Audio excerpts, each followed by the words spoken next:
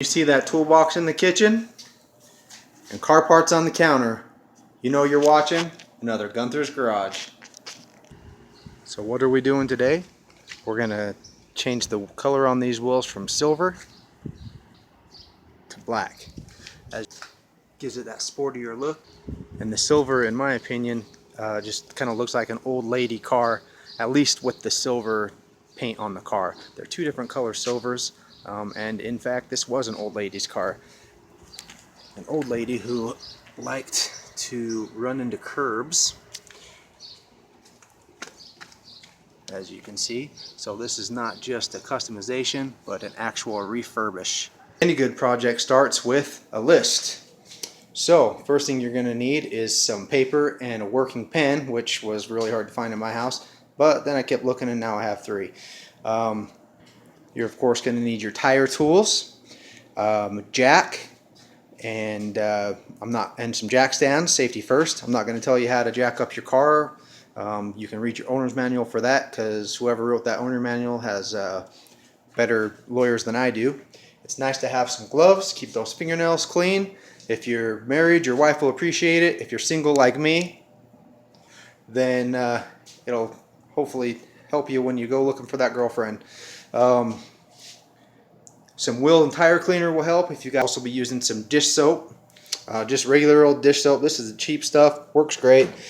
Just don't use too much of it. One squirt from a hand pump like this will do great in about 1.5 gallons of water. You're also going to need some sandpaper. If you've got some really good shaped wheels, maybe they're new or they just never seen a curb, then you can probably get away with some 600 grit and some 3000 grit. If you've got big gouges like me, you're going to need a variety of 180, 320, 600, 2000, and 3000 is what I ended up using on those other two wheels, because there is a lot to get the old paint shaped right. You're going to need a variety, and in my case also you're going to need some primer. Dupli-Color says that if you are not going down to the bare metal, you can just use that 600 grit paper on the old paint of the wheels and you don't have to use primer. I think in my case it's going to be necessary because I'm going to have to do some filling and some sanding. And then of course your color. I'm using Dupli-Color satin black and a matte clear coat, and then of course some grease and wax remover, some masking tape, and some newspaper. Finally found a use for those stupid ads that fill up my mailbox every week. Some Mountain Dew won't hurt.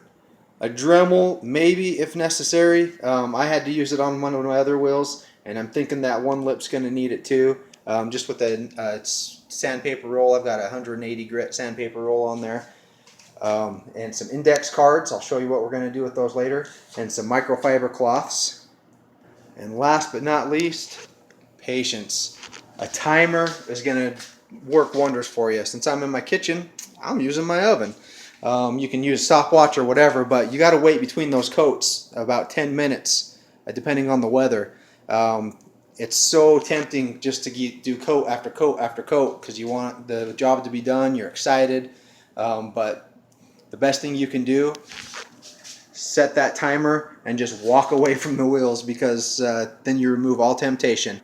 And you'll notice that I start and stop the video a lot. I bounce around a lot. I'm going to try and keep this as fast as I can because you've got stuff to do, obviously. You've got wheels to paint, right? So if you need to, take a motion sickness pill. And oh, no, I'm not a physician. I do not recommend you take any pills. Please consult your physician before taking any medication of any sort. All right, let's get started. I've got my wheel off. I'm going to very gently pop the center cap out. Set that someplace safe that it's not going to get crushed. Painting the center cap is actually the exact same process as painting the wheel. I'm not going to show you that specifically, but you'll see. You're going to want to clean the wheel inside and out. Even if you're not going to paint the inside, I am not going to paint the inside of my wheels because they're already kind of a flat black, and the best way to paint the inside and outside is 2 different times. That way you're not getting overspray on each, because it is hard to make it look right if you try to do it all at once. You can try, but if you're going to paint the inside and out, I would suggest doing it at 2 different times. But I'm still going to wash off the inside. That way I'm not, when I'm handling it, I'm not getting brake dust and stuff all over the other side. To clean the top side, I like to find just a nice starting point. The valve stem is an obvious point, and then just go one direction. And when you get back to the valve stem, then you know you've cleaned the whole wheel. Rinse it all off, and I'll meet you back. Then dry it off with a microfiber cloth or just anything lint-free. At this point, it's not super important because we're going to be doing some sanding. I'm using a ShamWow.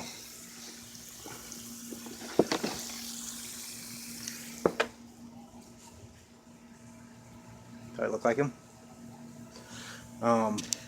And then, the very important part, check for any little ding, dent, or heavy scratch, and mark them. You can use like a wet erase marker. I've enlisted the help of some superheroes. That one's actually a supervillain. And you're going to find them everywhere. Got one right there.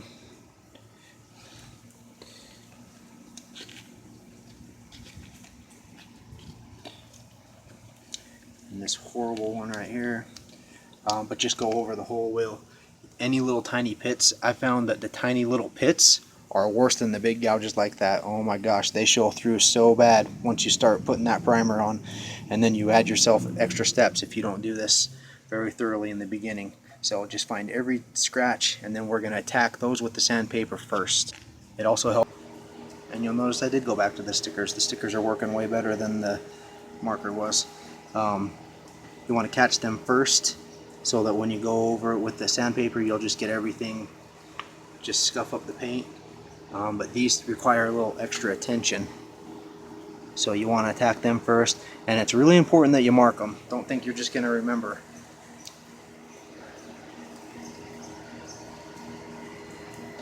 You got to mark them and attack those sons of bitches. A flashlight or something like that will also help in this case. Sometimes the light catches what you don't see, and as you can see from all my superheroes and supervillains, I had quite a few little dings in there, and it's just from rocks flipping up, and of course curbs, but the curb ones are pretty obvious. It's those little rock dings that are gonna make or break this paint job. So just take your time on this, make sure you get it right. Alright, so once you start going after those dings, it's important to try and start with the lightest sandpaper you can. I've started with this ding, and the 600 really wasn't touching it. The 320 wasn't touching it, so I went all the way up to the 180, and that seems to be working. If you use wet dry sandpaper, you're going to have a lot more forgiving scratches in here. Right now I'm using the 180 to try to really get down to this, but once you use that 180, then you're going to have deep scratches. You're going to have to kind of buff that out and get it to smooth with that 600 grit. So some of these deeper dings are going to cause a little more work for you, but just make sure you get that somewhat smooth, so it doesn't show up later to bite you in the butt. So here's the first one. That one is good to touch. I'm going to just kind of buff it out with the 320, just in that surrounding area. And then buff it all the way out with the 600.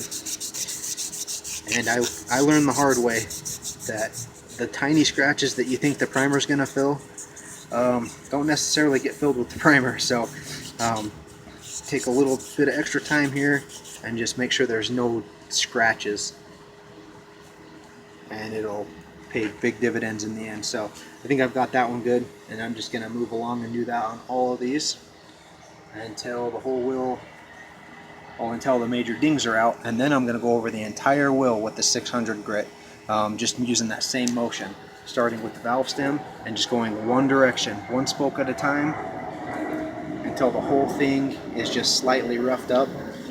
And so I've got it all sanded.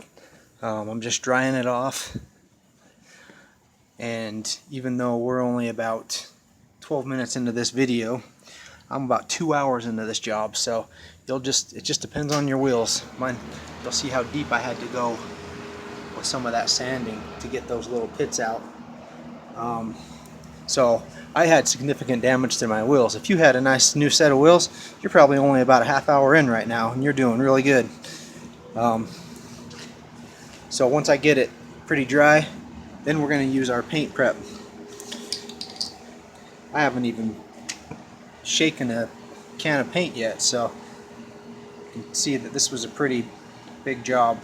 The paint preps do the same thing. Choose a good starting point. I'm just going to go from this top down, go over the whole wheel with that paint prep, maybe a couple times even, just to make sure you get any chemical and stuff off, any of that dish soap, any of the dust that might be left over, even though I did wash the wheels with soap again.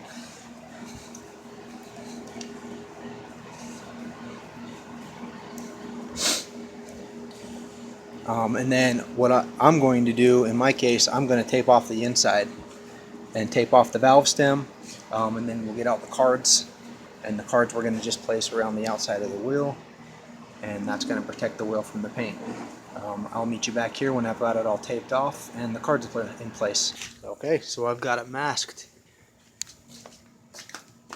inside and out. Got my cards around the outside. That is such a neat trick. I wish I could claim responsibility for that one. Go get your paint, and you got to shake it. Now, there's different methods for this. You can do the over the head, do the flick of the wrist. The only one I suggest you don't do is the jerk motion, especially if you're outside with your back turned to the neighbors. I prefer a combination of the first two. Next step is just to paint. Now, the important part here is you don't want to get runs, so don't hold the can. You know, the first coat, you just want to go really light like this, all the way around. Make sure you pay attention to the places like this. The wheel lugs are hard to get inside. But once again, don't hold that can too much. Don't try to coat it all at once. It's going to take a couple coats, and that's okay. I'm going to try and do mine in 3 coats.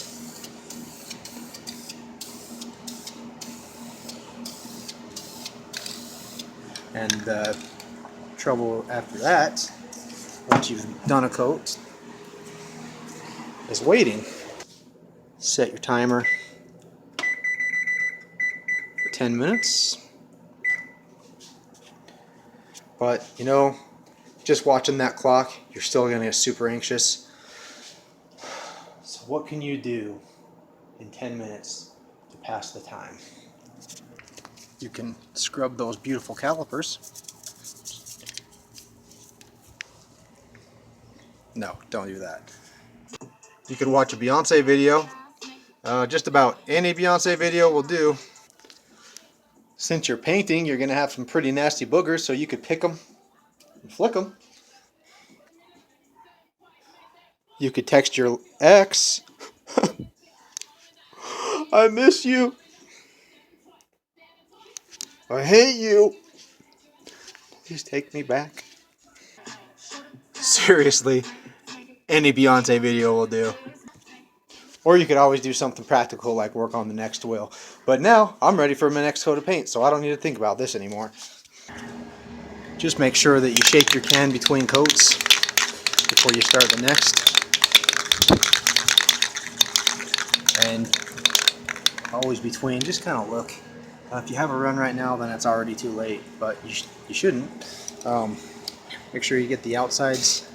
Let those index cards do their job.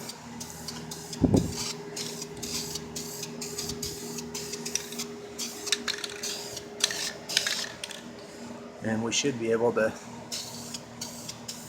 make this the last coat of primer, I do believe. Then we'll check again for runs. If you have any, it's not the end of the world.